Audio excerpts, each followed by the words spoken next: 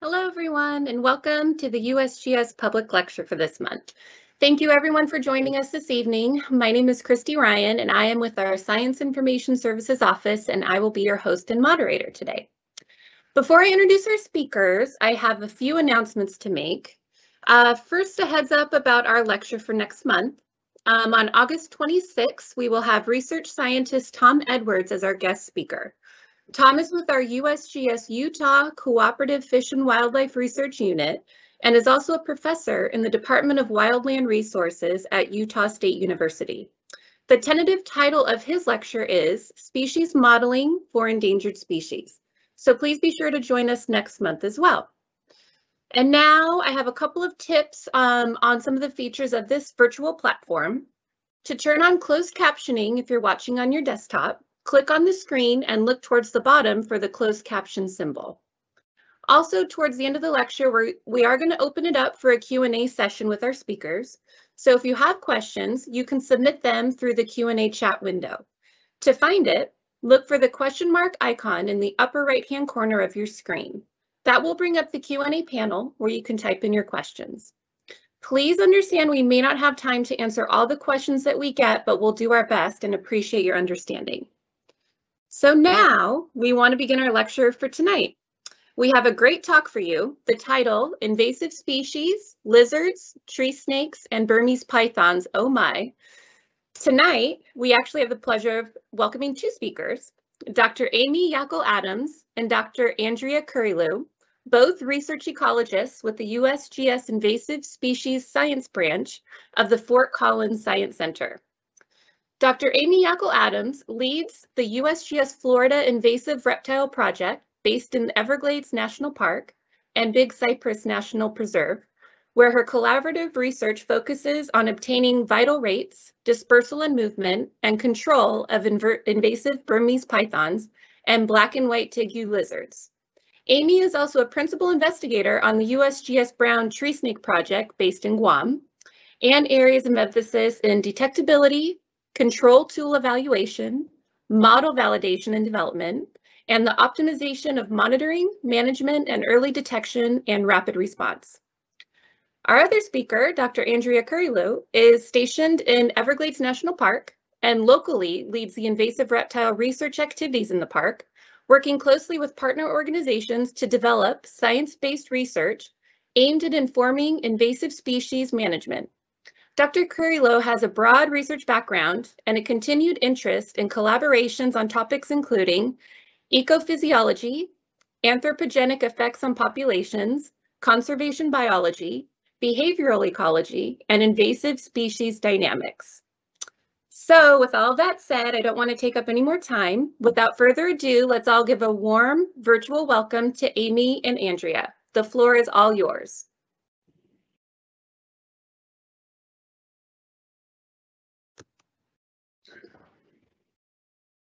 Thank you for inviting myself and my colleague today. We're really excited to share with you our work on invasive reptiles.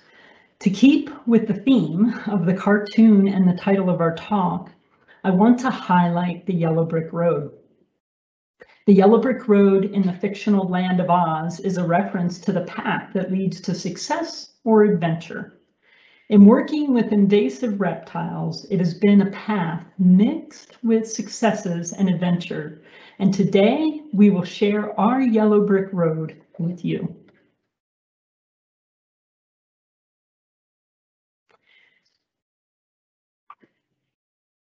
First, let's put our work in the context of the larger body on invasive species. There is 1 week a year that is designated as the National Invasive Species Awareness Week. Notice it is not a day, but a full week. Why? Well, maybe because invasive species are such a big problem. In fact, invasive species are an enormous issue, and it involves invasive plants, insects, birds, vertebrates, and invertebrates. It is also an expensive issue, costing the US about $120 billion a year. So what are invasive species? Well, it is an alien species, also called a non-native, whose introduction does or is likely to cause economic or environmental harm or harm to human health. This definition is associated with a presidential executive order signed by former President Bill Clinton back in 1993. Historically, managers and biologists thought reptile biology would limit its invasion potential because reptiles are ectotherms, because they have a slow metabolism. They're also slow moving and have limited dispersal. But this is not the case. Indeed, there's an entire book on invasive reptile and amphibians by Fred Krause. Time and time again, reptile invasions have demonstrated that reptilian predators have substantial impacts on native species and ecosystem. USGS and its collaborators have documented these impacts. This slide depicts the several species that the Fort Collins Science Center has worked on for years, and in some instances, decades.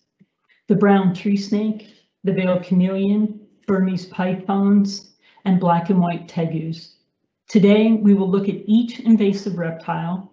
I will present the brown treesnake and veiled chameleon, and Andrea will present on the brown Burmese python and the black and white tegu. These reptile represent introductions that have occurred across the globe. Some have been accidentally translocated, such as the brown treesnake. The others, the veiled chameleon, Burmese python, and black and white tegu, have been introduced into Florida primarily through the pet trade. Not all introductions are successful.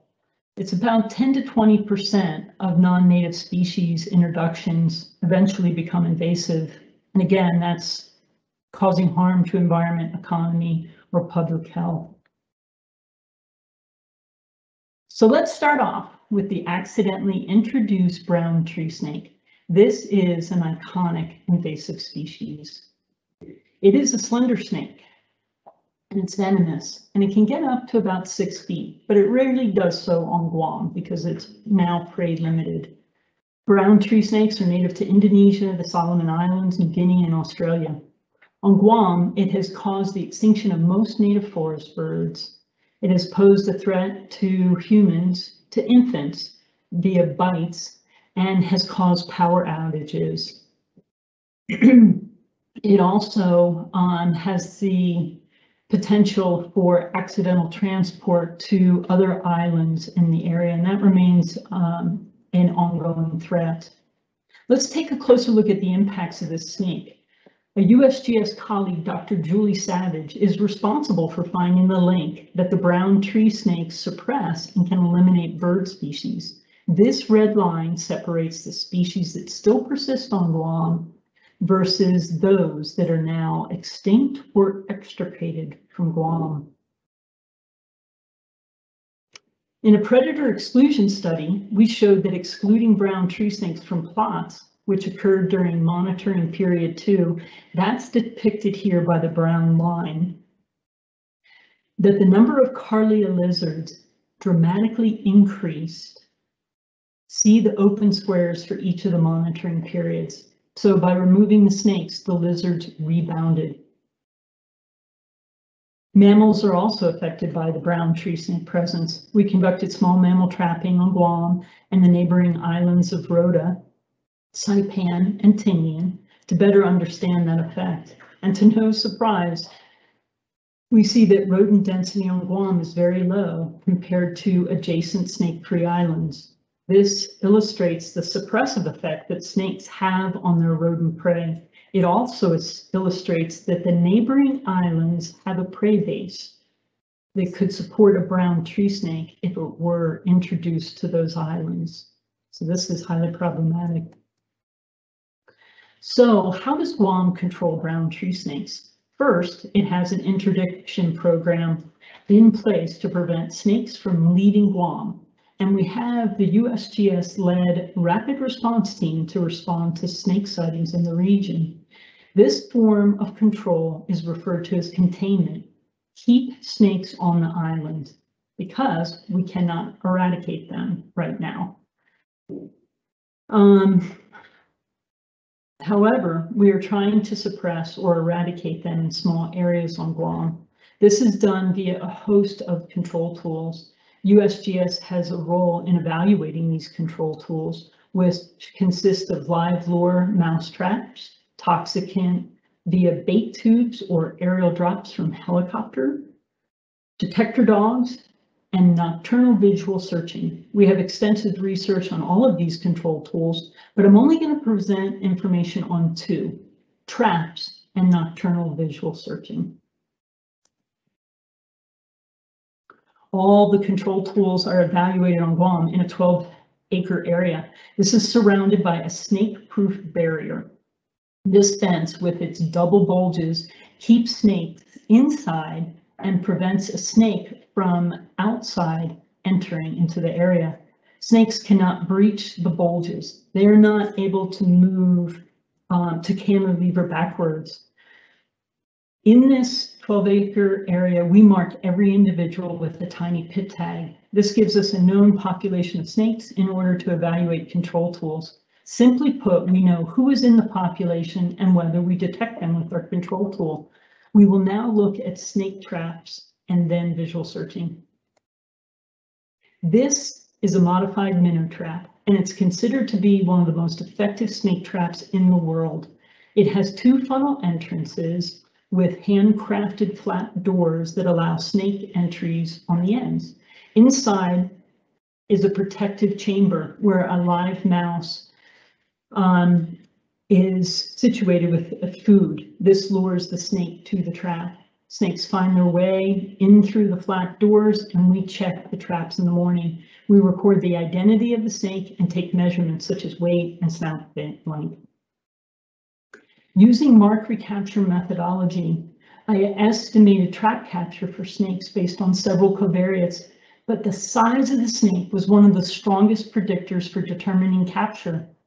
Note that we have size along the x-axis and capture probability along the y-axis. Here's how to think about capture probability. If you have a value of 0.14, this means that on a given night, with 100 snakes available for capture, you would likely capture 14 of them given optimal conditions. There's two things to note on this graph. Capture probability is overall low, even with optimal conditions.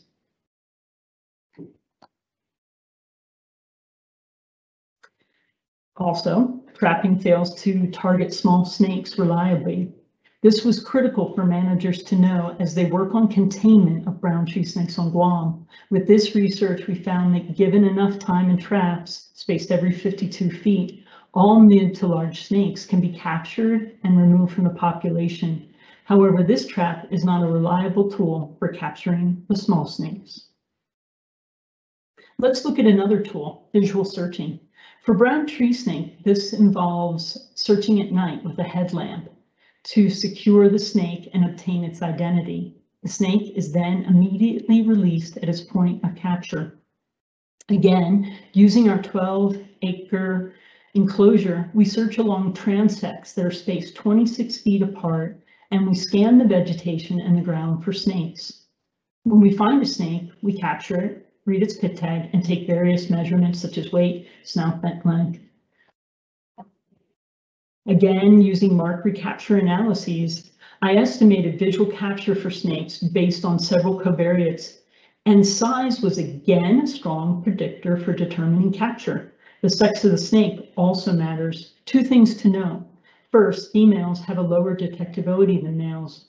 That's not ideal. Second, visual searching can detect snakes of all sizes. That is good news, but the detection is still really low. This means it will take a lot of visual searches to detect and remove snakes. Right now, this is our primary tool for rapid response on other islands because it is the only tool that detects snakes of all sizes. So to evaluate the effect of a large meal on brown tree snakes, we divided snakes into two groups. There's a treatment group and that's depicted at the top here. That is the group that got a large rat with a transmitter inside it. The second group was the control group. They only got the transmitters. These transmitters allowed us to track the snake and to assess how much of the snake was moving in a given night, defined as tips per hour. And that's here on the right-hand side of the graph. It's the tips per hour ranging from 0.43 to 4.8. This is a heat map. That's what you're looking at, and it shows the hourly mean tipping rates. If we look at the top heat map, we readily see that those snakes that got a meal with their transmitter moved less for the several days after the meal, depicted by the lighter colors of yellows and blues. The reverse is true for those that only ingested a transmitter. They kept moving in search of food, and this is clearly shown with the heat map because it is very dark over the course of the week. So how does this translate to detection of snakes? We found that the snakes that recently fed on the large meal had greatly suppressed visual and trap detection versus those that were unfed. You can see that by the red lines. This is not good news, and it drives home the importance of prevention, because tree snakes on a prey-rich island will be more difficult to detect, period. There is so much more to share about brown tree snakes, but I want to move on to another invader, and this is the veiled chameleon. Here is a success story. This is a fairly large lizard and can get up to 2 feet long. It eats vegetation and small invertebrates as well as vertebrates. It is originally found in Saudi Arabia and Yemen area.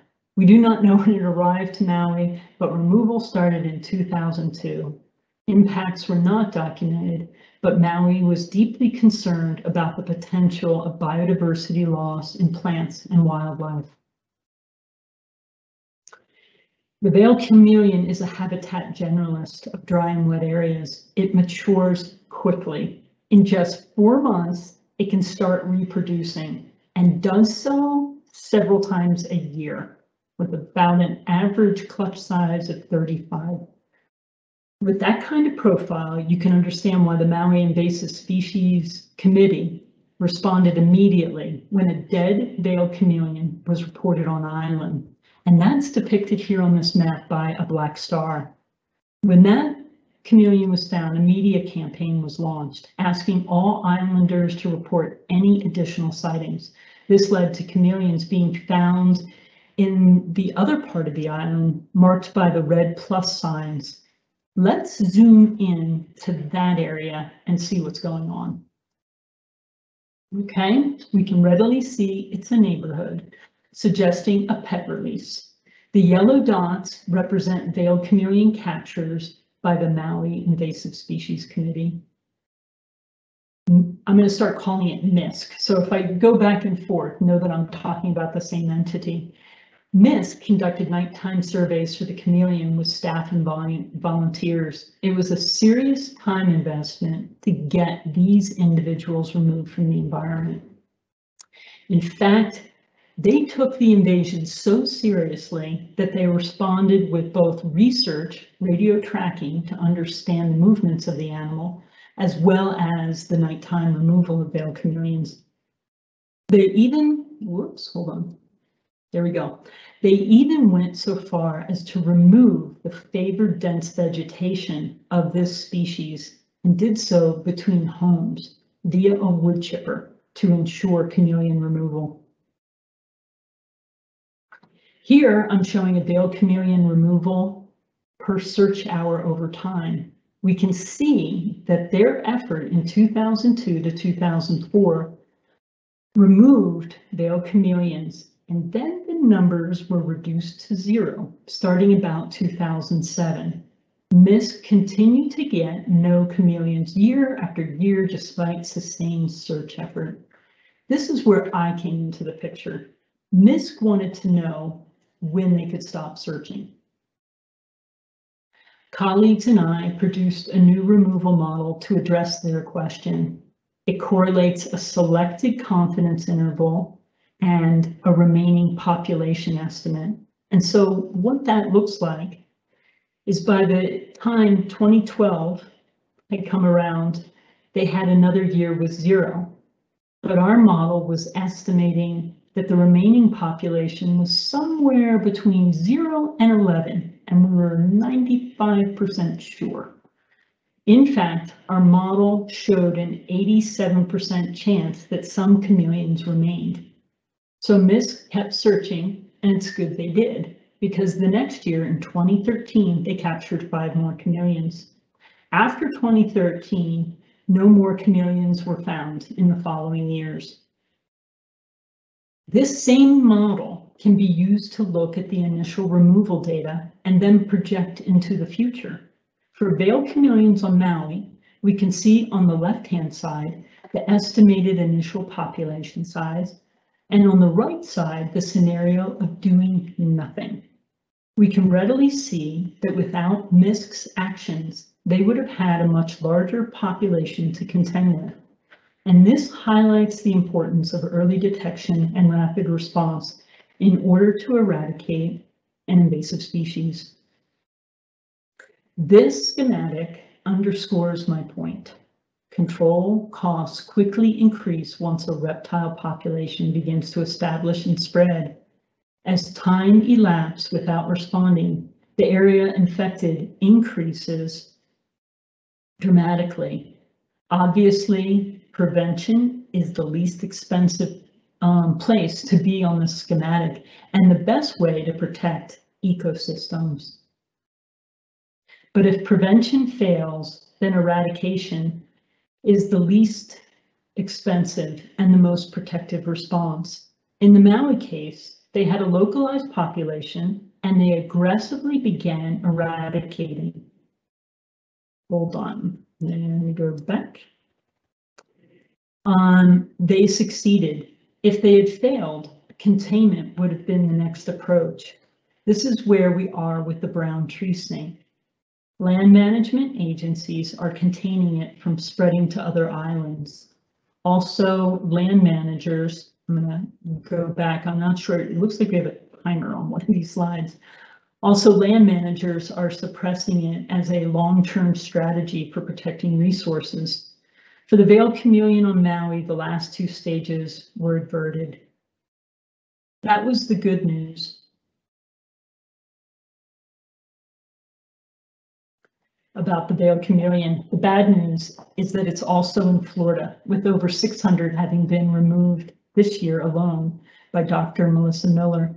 Florida is a hotspot for reptile invasions, and Andrea will tell you more about that.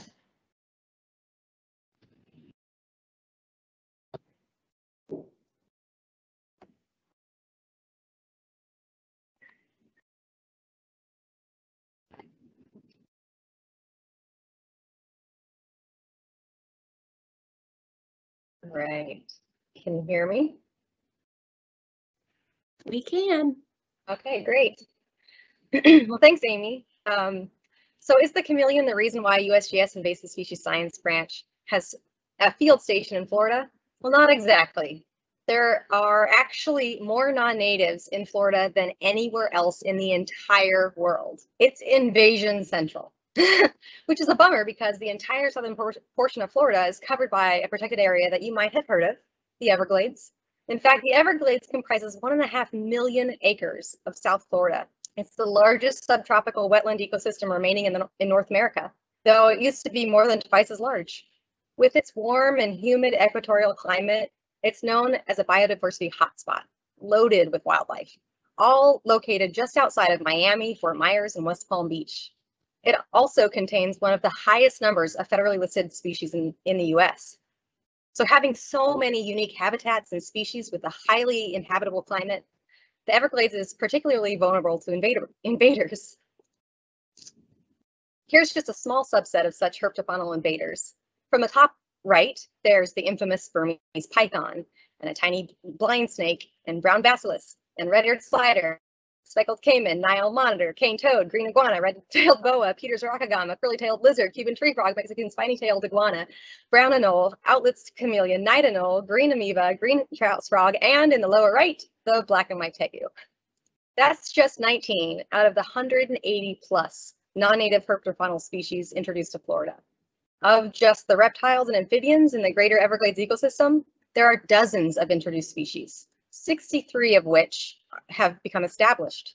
And established means that the individuals of the species are finding each other, reproducing, and sustaining a population with, sorry, with that many, it means that 1 in 3 of any introduced reptile or amphibian will become established in Florida. Looking at the list by taxonomic group, you can see that, for example, there are 48 lizards. Remarkably, only 16 of those species are native to Florida, meaning that 75% extant of the extant lizard species in Florida are non-native. That's mind-boggling. Luckily, the Florida Fish and Wildlife Conservation Commission just released updated and new regulations that seek to prevent additional interactions and help curb the releases of pets into existing invasions. The first and last species I listed here on the collage are the two that we study the most intensively in SoFlo, Southern Florida. It's the Burmese python and the black and white tegu. Our Science Center invasive reptile research is done in close partnership with National Park Service. The majority of our research in SoFlo is done in these two parks, Everglades National Park and Big National Preserve. The reason we focus on the Burmese python and black and white tegu in particular is because they have both spread widely in Southern Florida, and they've demonstrated to have negative ecological impacts on the native species and ecosystems. They're at the very top or the very tippy top of the invasion curve that Amy explained. So removing them completely would be astronomically expensive, if not impossible, given the current technology. So our focus is on research to improve removal techniques while also studying the impacts that these species are having on Florida ecosystems. So the third species that we'll talk about is the Burmese python. It's a large constricting snake species that can reach 19 feet or more. It's a dietary generalist, and let me tell you, they will eat anything that fits in their mouths. They'll eat anything from itty bitty little shrews all the way up to entire adult raccoons and deer. They're native to Southeast Asia. And how did they make their way to Florida? Well, they were brought here through the live pet trade. In fact, over 180,000 were imported to the US since 1975, mostly from Thailand and Vietnam. With that many pets of such a large animal that readily breeds in captivity, it's easy to understand how they were able to establish populations when released, which happened in the 1980s in Florida. Pythons have been implicated in the declines of native species, many native species. They're extremely difficult to find, leading to seemingly uncapped control costs. And they've even been documented bringing a lung parasite from Asia that they've passed to native snakes that further spread the infection even beyond the current range of pythons themselves. Data from before and after python populations explosion suggests that they consumed so many mesomammal species such as raccoons, possums, marsh rabbits, that it led to 98% loss of mammals in the Everglades National Park. That is now it's very unusual to see a rabbit or raccoon in a park where it used to be pretty common before pythons. Their diet also includes some threatened and endangered species such as the key largo wood rat and the wood stork. In fact, from the data that we are collecting with partners, pythons have been documented to now consume more than 60 different prey species.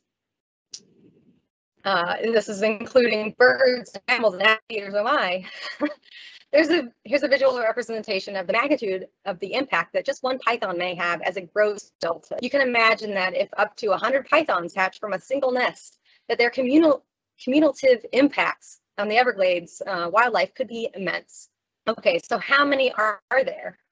Well, we don't really know. We don't have data to reliably estimate how big the population may be because pythons are so difficult to find. Well, what are the ways that we can find pythons?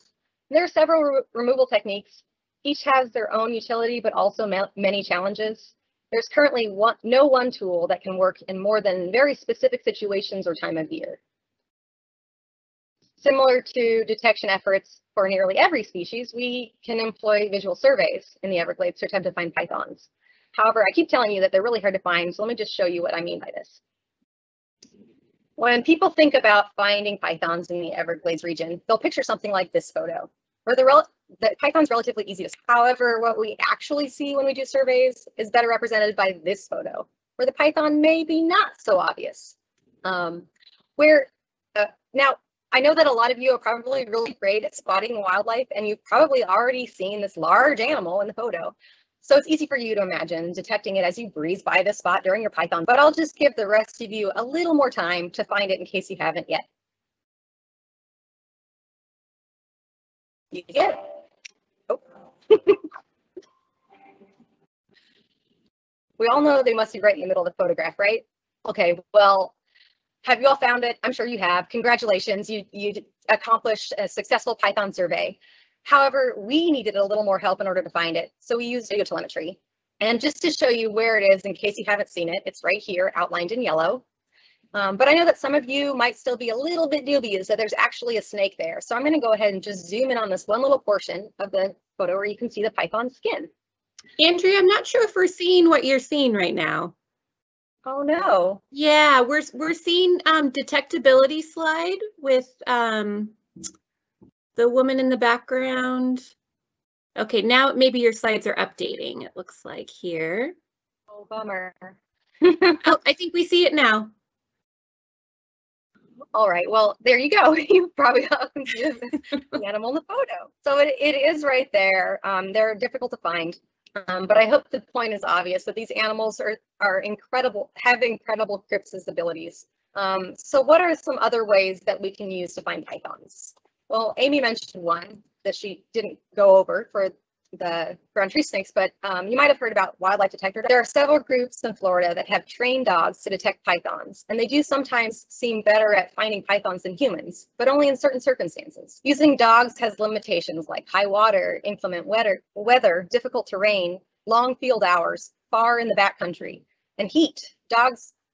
It's hard for dogs to smell when they're panting. It also is worth noting that the detector dog could tell us that a python was in that last photo that I showed you, but a human would still have to actually locate it to capture it and remove it. So how else might we find pythons? Well, many herpetologists know that at night, reptiles near roads often move onto the roads to soak up the residual heat from the pavement. If you slowly drive roads at night, you'll likely see some sample of herpetofauna from the surrounding area. And sometimes this includes pythons. So this method, though it takes hours and hours and days to find pythons, it can work. But come on, there must be another way, right? Like a trap? Right, yes, there is. Well, sort of. Unfortunately, unlike brown treesnakes like Guam, Burmese pythons will not readily enter traps. Baited traps have been designed and trialed, but none yet have been terribly effective, probably due to the abundance of surrounding wildlife that serves as python prey. So why would they need to enter a trap?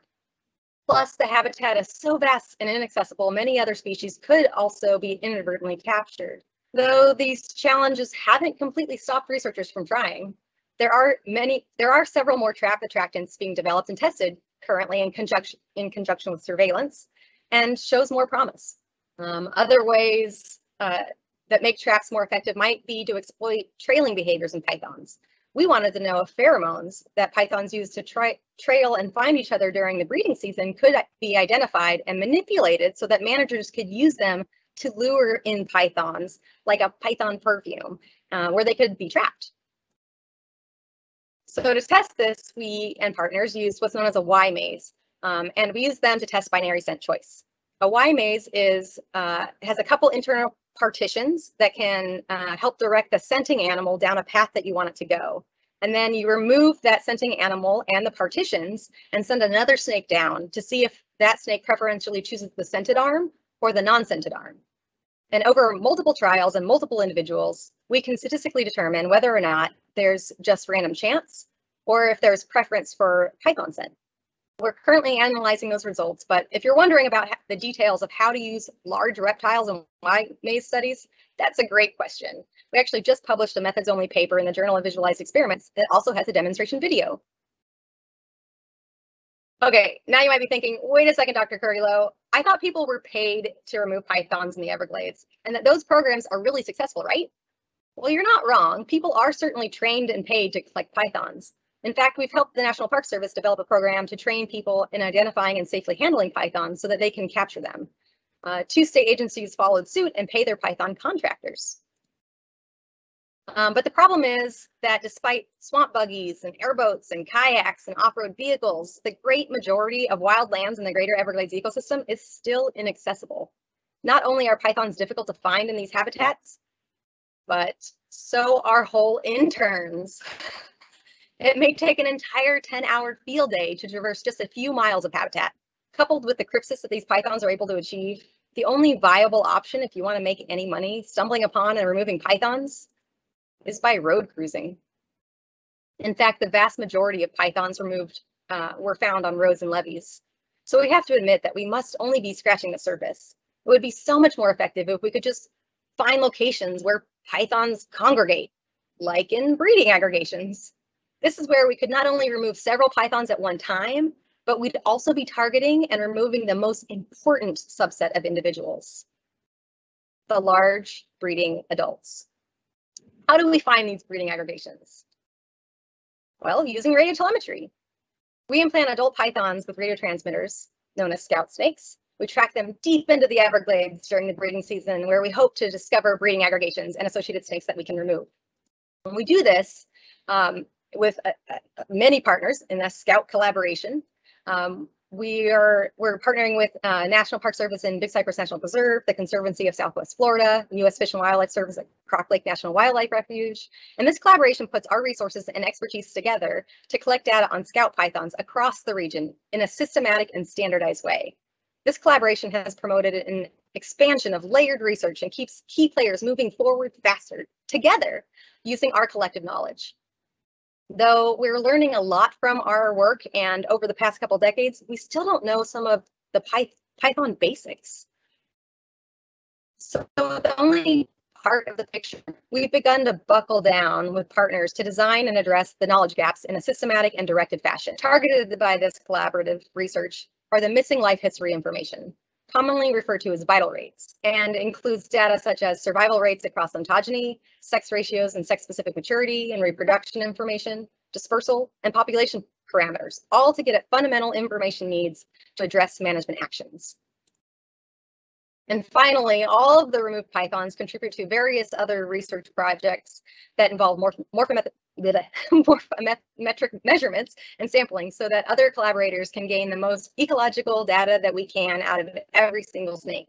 We want to determine their dietary preferences, look for any introduced diseases or parasites that could be harmful for species here in Florida, investigate mercury content, add to genetic data sets, monitor stress and reproductive hormone cycles, etc. We also do this work with Tegu Lizards, so I'll jump into talking about them.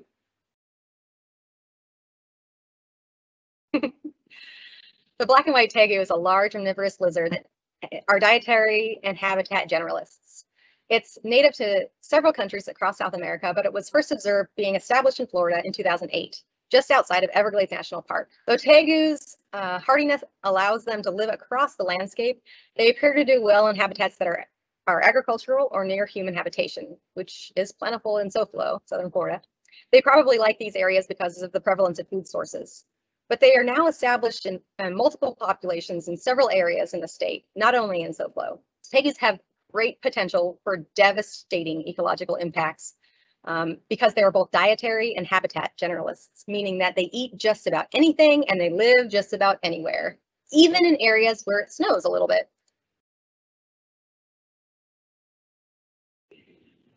In fact, in one study, we investigated thermal habits of tegus in South Florida over the winter months. We conducted the work on free-ranging wild tegus just outside of Everglades National Park.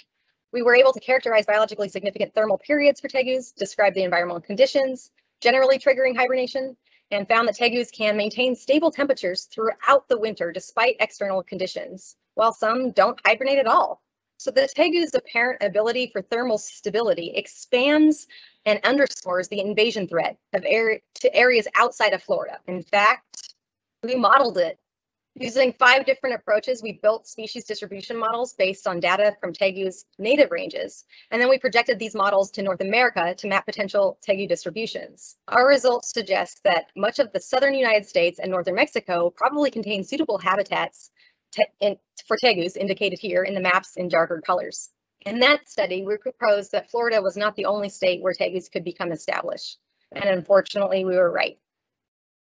Recently, tegus have been detected in Georgia, but fortunately, we were also right in suggesting that early detection and rapid response programs, or EDRR, targeting tegus in potentially suitable habitat could prevent establishment or abate negative impacts on the native ecosystems. So in Georgia, the early detection and rapid response efforts were originally reported by locals who hunted in the area. And we worked with Georgia State and Georgia Southern University to document the tegu establishment and began efforts to eradicate them before they could reach the point on the invasion curve that they have in SoFlo. In another study of tegus over winter, like I mentioned, sometimes they're in areas or they can survive in areas that are colder than South Florida. They're even, oh, sorry. So you can see in this background photo that it shows of the slide, it shows some of the enclosures the tegus hibernated in these man-made underground refugia. So we moved wild-caught tegus from Florida to Auburn University campus in Alabama, where the study was conducted in these enclosures. Most of the tegus survive the winter in the enclosures, again, justifying that tegus have the potential to spread despite non-ideal climatic conditions. But can they find other resources that they need to live in those areas? Well, because tegus are dietary generalists, they're kind of the lizard version of a raccoon. They'll eat insects, fruits, plants, snails, crayfish, carrion, birds, small mammals, turtles, snakes, lizards, and frogs. They're also effective nest predators, eating the eggs of ground nesting birds, alligators, and turtles. However, the documented ecological impacts are still being researched, since much of the activity information that we have on wild tegus in Florida is anecdotal or inferred. We are working with National Park Service and University of Florida to conduct and analyze diet samples and habitat data. To acquire these samples, we're turning to techniques including surveillance and trapping. Luckily, since tegus love eggs, we can exploit this. Chicken eggs are relatively inexpensive and readily available, and tegus love them. So we are able to effectively trap these voracious lizards. And to monitor and slow the tegu invasion front encroaching into the Everglades National Park, we're currently operating surveillance systems of game cameras in close partnership with National Park Service. When a tegu is detected, we'll immediately report the sighting to NPS so that they can jump into action with live traps and remove tegus. In this way, our collaboration functions as a long-term monitoring study and an early detection rapid response surveillance system. Using the specimens collected during the trapping, we work with partners to understand those dietary preferences and those that may change over time, reproductive timing, output, population, demography, and activity. One last example of the work that we do, if you look at this photo in the bottom left, it's a picture of a non-native milk snake that a visitor to the Everglades reported. We were able to respond, and impressively, our crew found it. It happened to be a female, so it could have had eggs, which would have been disastrous. So we've seen how important early detection and rapid response efforts can be, and this is because we're working at the very leading edge of that invasion curve. So going back to that invasion curve, here's the populations of Florida pythons and tegus, but here's where we see the population in Georgia. And if I just go ahead and overlay with veiled chameleon and brown treesnake populations, you can see that depending on where you are in the world, invasive species science can follow a path to success through adventures. It's its own yellow brick road. Thank you for your attention, everyone. Oh my goodness, thank you to both of you. That was an amazing talk. It was fascinating. And I know our viewers enjoyed it too, because we do have quite a few questions that came in if you guys are open for a little Q&A here. All right, so let's start with the first here. Amy, I believe this one is for you. This came in around the time you were speaking. Why are brown tree snakes responsible for some power outages?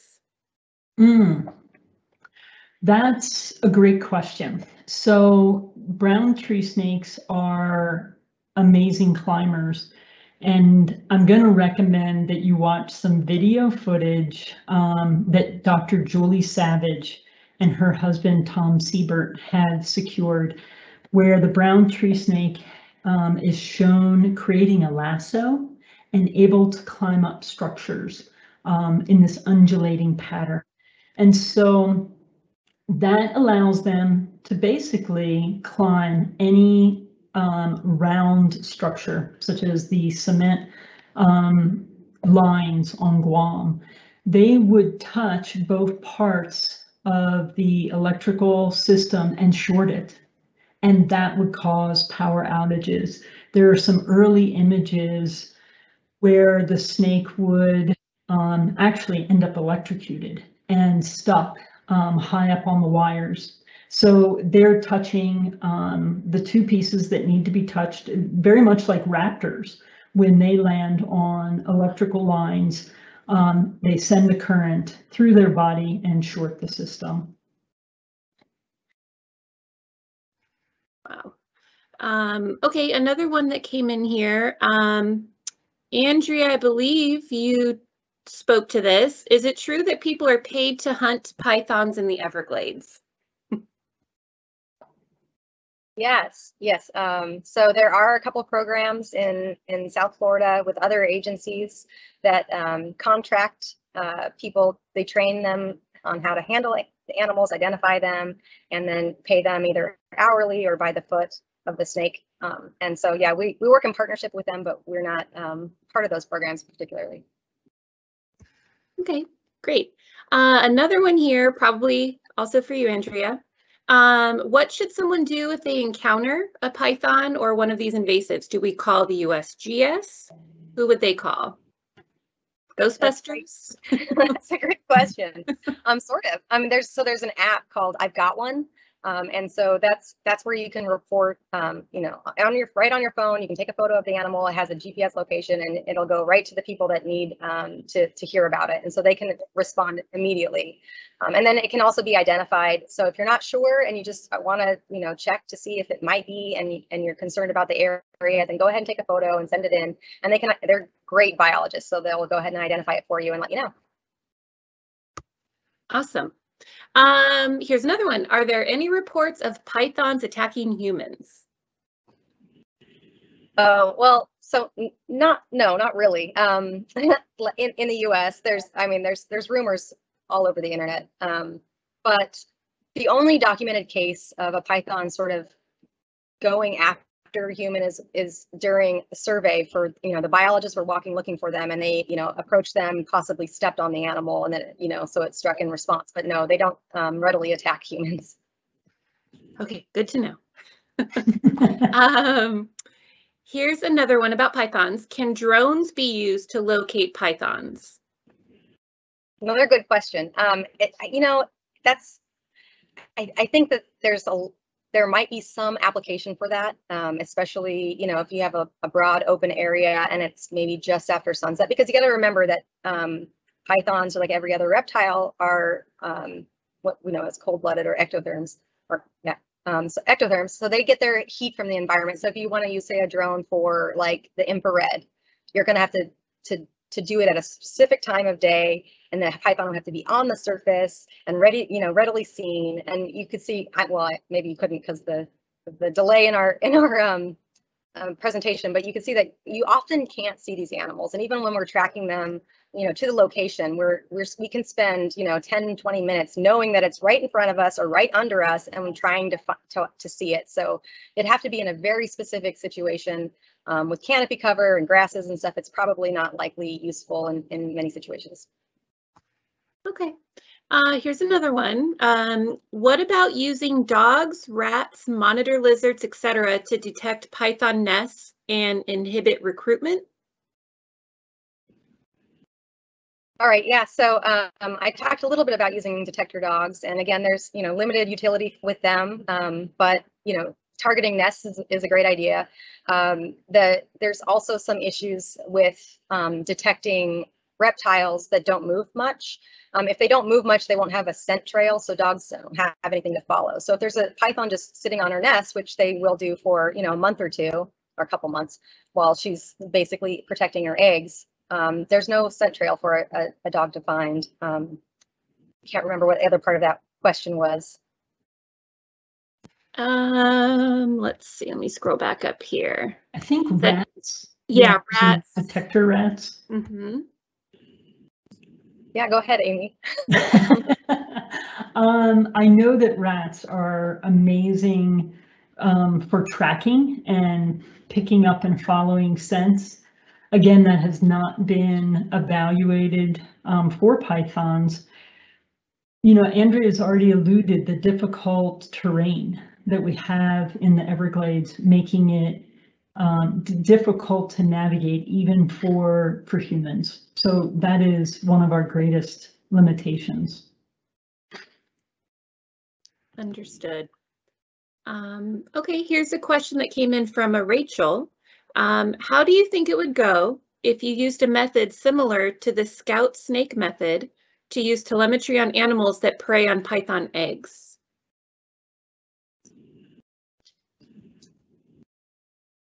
I see the images on Amy, but I'm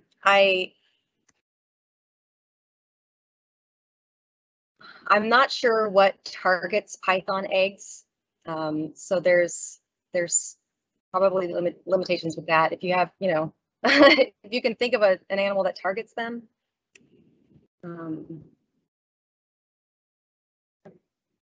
That's yeah.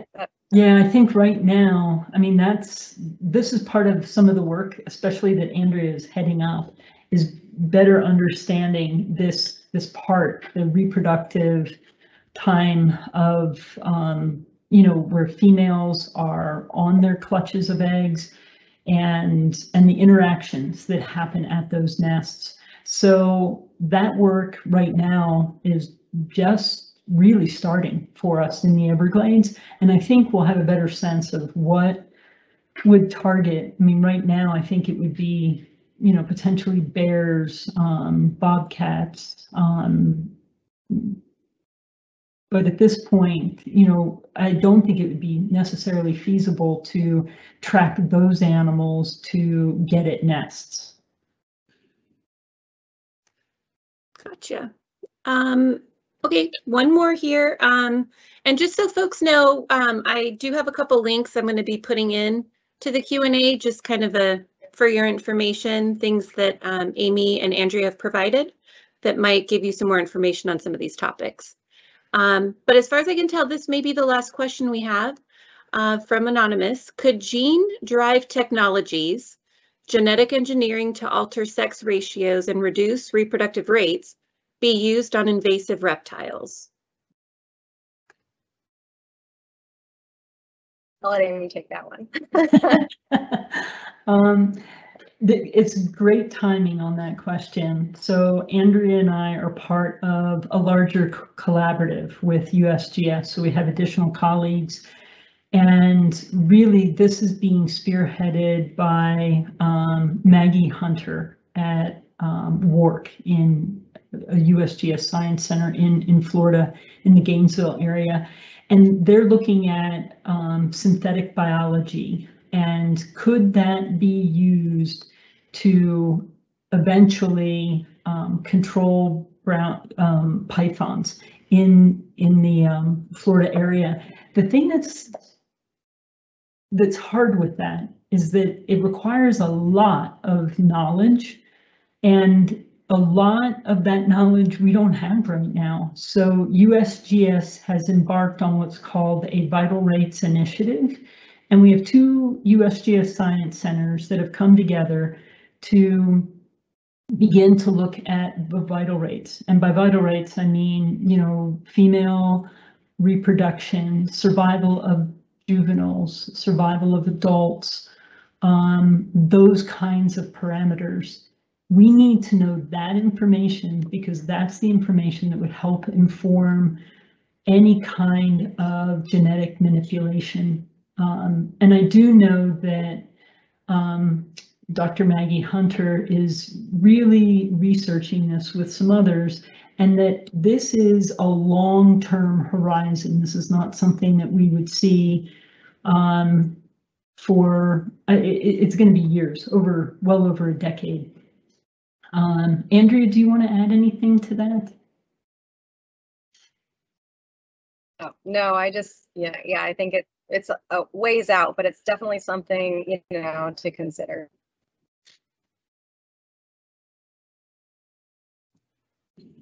Okay, well, I'm not seeing anything new come in at the moment, so thank you both so much. You covered so much great material here.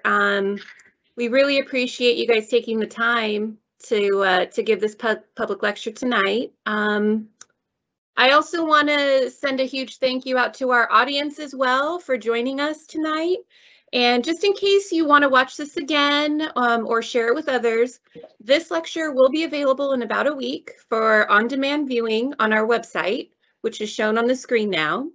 And also, if you go to that website, we have about 200 other archived public lectures there spanning the last 20 years. So please be sure to check it out. Again, thank you, Amy, Andrea. Please, all of you out there in virtual world, join us next month, August 26th, 7 p.m. Pacific time for Tom Edwards' talk on species modeling. And until then, thank you again and have a great evening. Bye for now. Thank you. Bye, thank you.